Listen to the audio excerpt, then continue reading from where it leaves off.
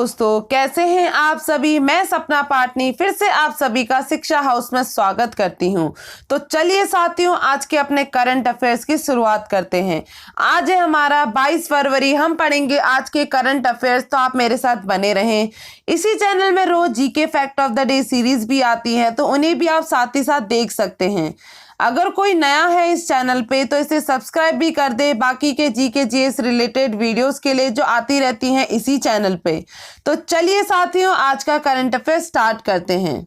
आज का हमारा पहला प्रश्न देखते हैं। निम्नलिखित में से किस भारतीय शहर को विश्व के 2020 के लिए ट्री सिटी की मान्यता प्राप्त हुई है?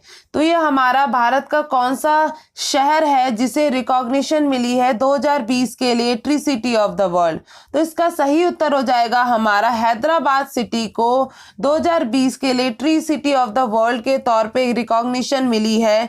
और ये जो आपका रिकॉग्निशन दी जाती है, ये आपका United Nations food and agriculture and आपका आर्बर डे के द्वारा ये आपका दिया जाता है। और ये जो आपका दिया जाता है, ये आपका शहरी वनों को उगाने और बनाए रखने की अपनी प्रतिबद्धता के लिए आपका ये दिया जाता है। और ये जो दिया गया है, ये आपके 63 कंट्रीज हैं, उनमें से जो 120 सिटीज हैं, शहरों को 120 शहरों को ये आपका दिया गया है, जिनमें कि आपका सबसे ज़्यादा अधिकांश शहर जो आते हैं संयुक्त राज्य अमेरिका के, यूनाइटेड किंगडम के, कनाडा के और ऑस्ट्रेलिया के हैं। ठीक है, तो ये याद रखिएगा 63 कंट्रीज में से आपके 120 शहरों को ये दिया गया, जिसमें कि हमारे भारत में से एक सिटी है हैदराबाद, इसे याद रखिएगा।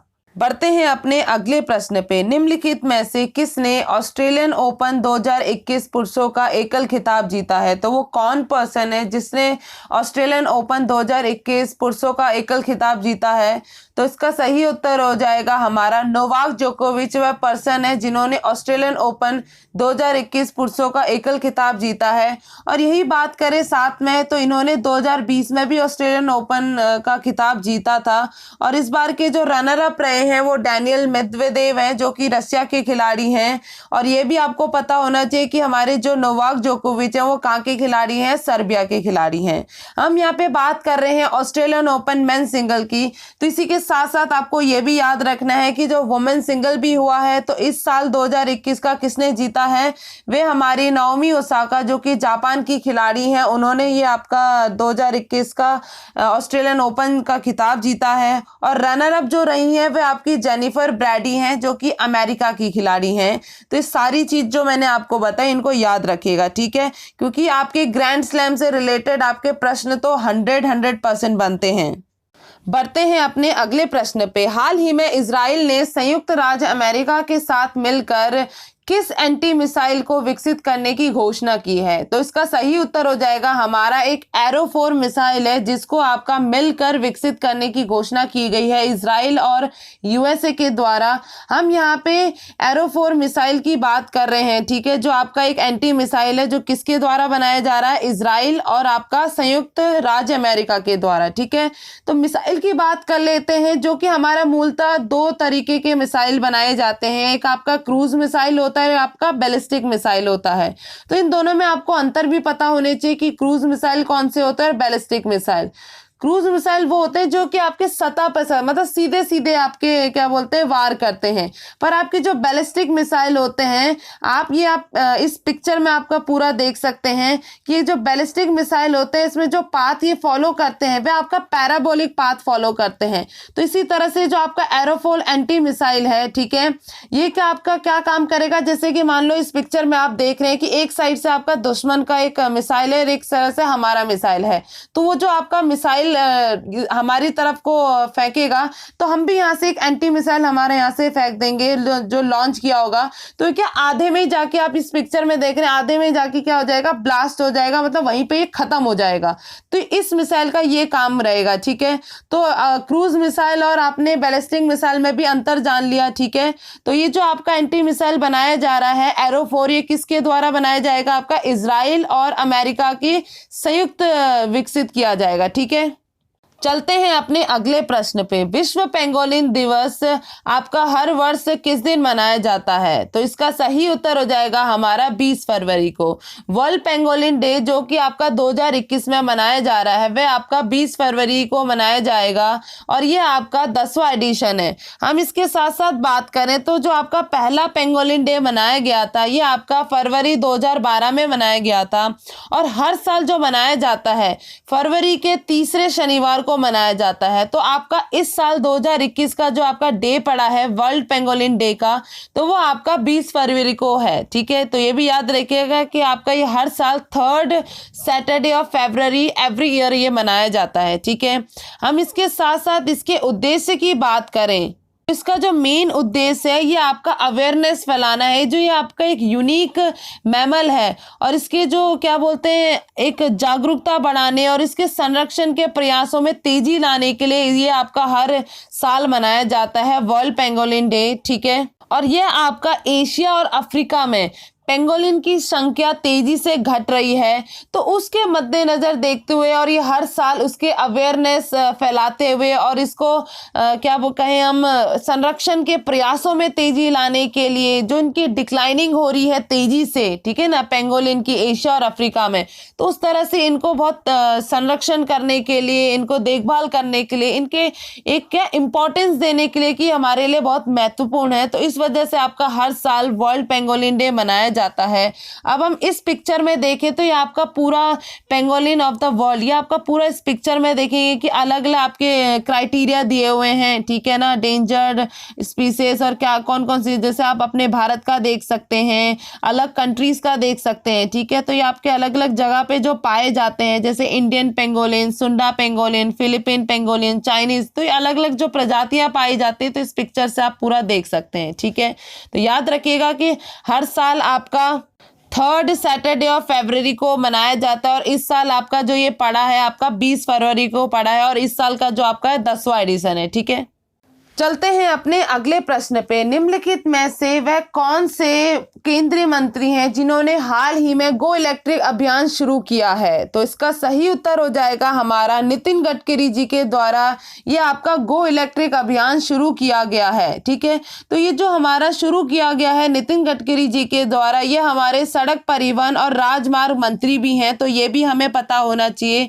और ये जो आपका गो इलेक्ट्रिक कैंपेन है ये आपका भारत में ईवी चार्जिंग, बुनियादी ढांचे और जो आपका ई गतिशीलता के लाभों के बारे में जागरूकता फैलाने के लिए गो इलेक्ट्रिक अभियान शुरू किया है। तो ये जो आपका अवेयरनेस हो सके आपका और इनके बेनिफिट्स के बारे में, ईवी चार्जिंग इंफ्रास्ट्रक्चर और ई मोबिलिटी के बेनिफिट्स के बारे में आपका पूरा अवेयरनेस फैला सकें। और ये जो आपका कैंपेन का जो मेन एम है वो आपका क्या है कि राष्ट्रीय स्तर पर जागरूकता पैदा करने के उद्देश्य से ही है और जो हमारे इलेक्ट्रिक वाहन निर्माता हैं उनके ऊपर विश्वास को बढ़ावा देना और उनको उम्मीद पैदा करना कि ये हमारा काम होगा। इलेक्ट्रिक वाहन निर्माताओं के विश्वास को बढ़ावा देने का ही मेन कार्य है। ठीक है, और साथ ही साथ हमारे नितिन गडकरी जी ने ये जो लॉन्च किया है तो इनका जो मेन फोकस रहा है ये हमारे आने वाले भविष्य में ये आपका जो इलेक्ट्रिक व्हीकल्स है ये क्या कर रहे हैं हमारे, इस वजह से भी प्रमोट किया जा रहा है क्योंकि ये हमको क्या देंगे, environmental friendly, cost effective and indigenous electric product. तो मेनली जो है कि हमारा फोकस हो रहा है, हमारा इन्वायरमेंट में इतना ज़्यादा चीज़ें आ रही हैं, दिक्कतें आ रही है, तो इस वजह से क्या है आपके इलेक्ट्रिक व्हीकल आपके इन्वायरमेंट फ्रेंडली आपके होंगे, कॉस्ट इफेक्टिव होंगे। तो सबसे मेनली पॉइंट है आपका इसमें इंडिजीनियस इलेक्ट्रिक प्रोडक्ट्स पे आपका ये मेनली प्रमोट किया जा रहा है। ठीक है, तो इसे याद रखिएगा, गो इलेक्ट्रिक कैंपेन किसके द्वारा लॉन्च किया गया है? नितिन गडकरी जी के द्वारा। हमारा अगला प्रश्न है, मृदा स्वास्थ्य कार्ड दिवस, सॉइल हेल्थ कार्ड डे आपका हर साल किस दिन मनाया जाता है? तो इसका सही उत्तर हो जाएगा हमारा 19 फरवरी। 19 फरवरी को हर साल सॉइल हेल्थ कार्ड डे के तौर पे मनाया जाता है। ये इसलिए मनाया जाता है क्योंकि इसी दिन आपका सॉइल हेल्थ कार्ड लॉन्च किया गया था। मृदा स्वास्थ्य कार्ड योजना की शुरुआत और योजना के लाभों के बारे में जागरूकता पैदा करना, इसी वजह से इसका ये आपका हर साल 19 फरवरी को आपका क्या मनाया जाता है? सॉइल हेल्थ कार्ड डे के तौर पे मनाया जाता है। और ये हमारा प्राइम मिनिस्टर नरेंद्र मोदी जी के द्वारा 19 फरवरी 2015 को राजस्थान के सूरतगढ़ में मृदा स्वास्थ्य कार्ड योजना शुरू किया गया था। और इस योजना का जो उद्देश्य था वह आपका हर 2 साल में किसानों को मृदा स्वास्थ्य कार्ड जारी करना है, ताकि मृदा में पोषण संबंधी कमियों को दूर किया जा सके। तो ये जो आपका 19 फरवरी 2015 में लॉन्च किया गया था, और ये कहाँ पे लॉन्च किया गया था ये भी आपको पता होना चाहिए। हमारा राजस्थान के सूरतगढ़ में लॉन्च किया गया था। और ये क्यों किया जाता है, इसका मेन एम क्या है, उद्देश्य क्या है, यह भी आपको पता होना चाहिए। जो आपका सॉइल का जो खराबी आ रही होती है, जो कमियां डेफिशिएंसीज होती है, न्यूट्रिशनल डेफिशिएंसीज होती हैं, तो उसको पूरा करने के लिए, उस पर ध्यान देने के लिए हर 2 साल में आपका ये मृदा स्वास्थ्य कार्ड जारी किया जाता है, जिसकी वजह से क्या होता है कि आपका पोषण मिल सके सॉइल पर सही से। आपका ये मेनली किस पे फोकस किया जाता है, आपके किसानों पे, ठीक है। तो याद रखिएगा कि हर साल किस दिन हमारा सॉइल हेल्थ कार्ड डे के तौर पे मनाया जाता है, 19 फरवरी को। हमारा अगला प्रश्न है, डोनाल्ड ट्रंप के बाहर निकलने के फैसले को पलटते हुए अमेरिका ने पेरिस जलवायु समझौते में आधिकारिक रूप से फिर से शामिल हो गया है। तो ये जो आपका पेरिस जलवायु समझौते पर हस्ताक्षर किए गए थे, कौन से वर्ष पे किए गए थे? तो इसका सही उत्तर हो जाएगा हमारा 2015। तो इसका सही उत्तर क्या है हमारा? 2015 में पेरिस जलवायु समझौते पर हस्ताक्षर किए गए थे। हमने कुछ दिन पहले ही करंट अफेयर्स में पढ़ा था कि कॉप क्या है, कॉन्फ्रेंस ऑफ पार्टीज, ठीक है। तो ये आपके कौन से वर्ष में पेरिस जलवायु समझौते पर हस्ताक्षर किए गए थे? 2015 में। अब हम छोटा कुछ इससे रिलेटेड भी बात कर लेते हैं। 1992 की बात करें तो हमारा United Nations framework convention on climate change आपका होता है, और इसमें आपके बहुत सारी कंट्रीज आते हैं, और आपका एक कन्वेंशन होता है हमारा किस चीज़ के लिए, इन्वायरमेंट को बचाने के लिए, जलवायु को बचाने के लिए आपके 154 देश हस्ताक्षर करते हैं। और ये जो आपका होता है ड्राफ्ट किया जाता है 9 मई 1992 को, हमने जैसे बात कर लिया। और जो हस्ताक्षर किए गए थे इन कंट्रीज के द्वारा, ये आपका 4 से 14 जून 1992 के बीच में हुआ। और ये जो कहाँ पे हुआ था कन्वेंशन, ये भी हमको पता होना चाहिए। ये आपका रियो डी जनेरियो ब्राजील में पड़ता है आपका। तो यहाँ पे ये कन्वेंशन हुआ था आपका, ठीक है। और इसी को आपका अर्थ समिट भी कहा गया था। तो साइन आपके 4 से 14 जून 1992 में हुए थे। और ये जो आपका इफेक्टिव हुआ, ये आपका कब लागू हुआ? आपका 21 मार्च 1994 को हुआ, ठीक है। ये साइन हो जाने के बाद आपका फिर इसके बाद हम इन्वायरमेंट से रिलेटेड सही से काम कर पा रहे हैं या नहीं, उसको देखने के लिए फिर आपका अगले कुछ सालों बाद से 1995 से आपका क्या होने चालू हो जाता है, आपका कॉन्फ्रेंस ऑफ पार्टीज, ठीक है ना। इसमें फिर हम इन्वायरमेंट से रिलेटेड अपने डिस्कस करते हैं कि क्या क्या हम कार्य कर सकते हैं। हमने बात की कि पहली जो आपकी कॉन्फ्रेंस ऑफ पार्टीज 1995 में बर्लिन में हुई, तो जिसको आपको क्या कहा गया? कॉन्फ्रेंस ऑफ पार्टीज कहा गया। ये जो चीज मैंने आपको बताई है स्टार्टिंग से लेके क्या क्या हुआ है, और UN framework convention of climate change से रिलेटेड, तो इसको आप याद रखिएगा। और ये जो आपका हम यहाँ पे देख रहे हैं जो पेरिस एग्रीमेंट हुआ था, जहाँ पे इस क्वेश्चन पे बात कर रहे हैं, तो ये आपका 2015 में हुआ था, जो कि आपका कॉन्फ्रेंस ऑफ पार्टीज 21 था। और इसमें आपके जो साइन किए गए थे आपके 196 कंट्रीज के द्वारा हस्ताक्षर किए गए थे। और इसका जो लोकेशन था पेरिस एग्रीमेंट का, ये पेरिस फ्रांस में था। तो इसको हमने इससे रिलेटेड जितने भी आपके क्वेश्चन बन सकते थे या जो भी फैक्ट है, हमने सारी चीज़ पढ़ ली है, तो इसको ध्यान से याद रखिएगा। और जो इसके साथ साथ जो COP26 जो इस साल का होने वाला है 2021 का, ये आपका ग्लासगो स्कॉटलैंड में होने वाला है 1 नवंबर से 12 नवंबर के बीच में। और इसमें जो पार्टिसिपेंट है, जो मेंबर कंट्रीज हैं UNFCCC के, तो उसके आपके पार्टिसिपेंट होंगे।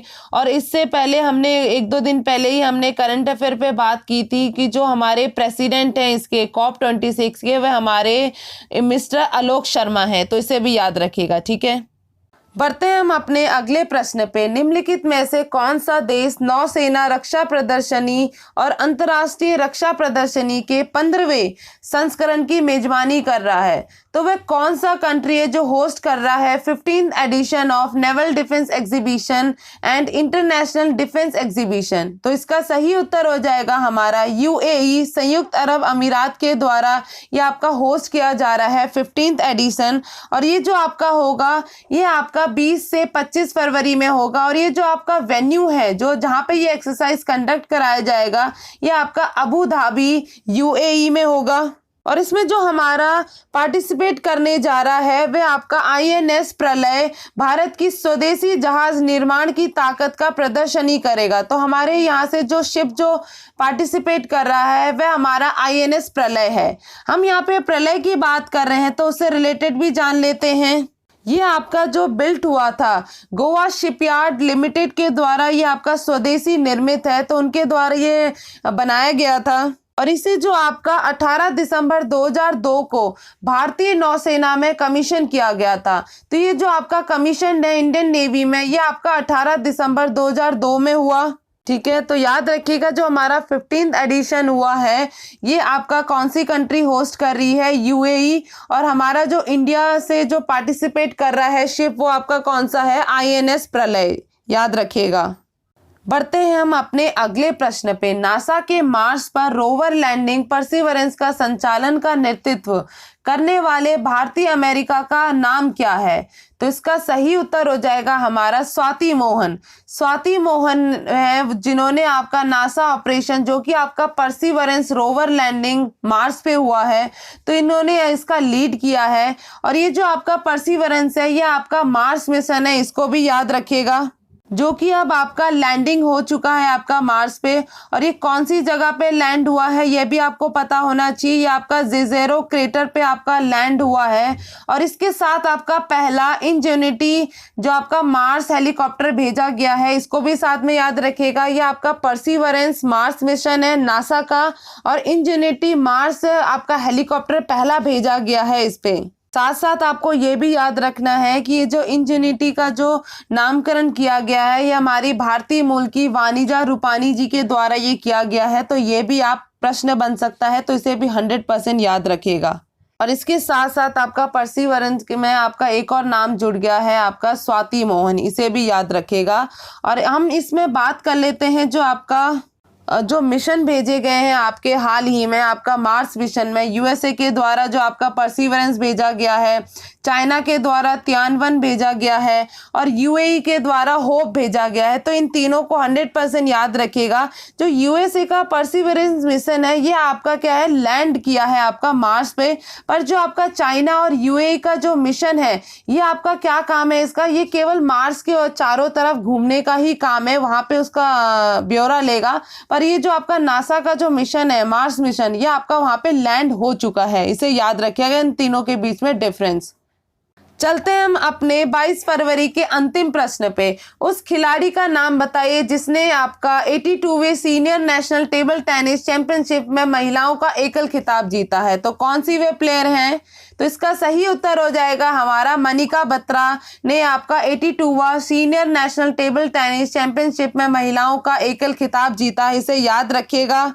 ये जो आपका आयोजित करवाया गया था ये आपका कौन से स्थान पे हुआ था? ये आपका ताऊ देवी लाल स्टेडियम पंचकुला हरियाणा में ये आपका चैंपियनशिप आयोजित की गई थी। तो इनके अलावा आपके और कौन कौन से पार्टिसिपेंट थे आपके टेबल टेनिस ये जो आपका चैंपियनशिप हुआ है? यहाँ पे आपका शरद कमल, साथियान ज्ञानशेखरन और आपके हरमीत देसाई ये आपके अदर पार्टिसिपेंट रहे हैं आपके टेबल टेनिस के, तो इसको याद रखिएगा। और यहाँ पे हमारी कौन सी जीती है 82वें senior national table tennis championship में आपके मनिका बत्रा। ठीक है, तो ये रहा हमारा साथियों आज का 22 फरवरी का सारे इंपॉर्टेंट प्रश्न जो हमने पढ़ लिए हैं। आई होप आपको ये वीडियो पसंद आई है। अगर वीडियो पसंद आई है तो ज़्यादा से ज़्यादा लोगों को लाइक भी करें, शेयर भी करें, ठीक है, सब्सक्राइब भी करें। इस वीडियो को देखने के लिए बहुत बहुत धन्यवाद। Thank you so much. जय हिंद।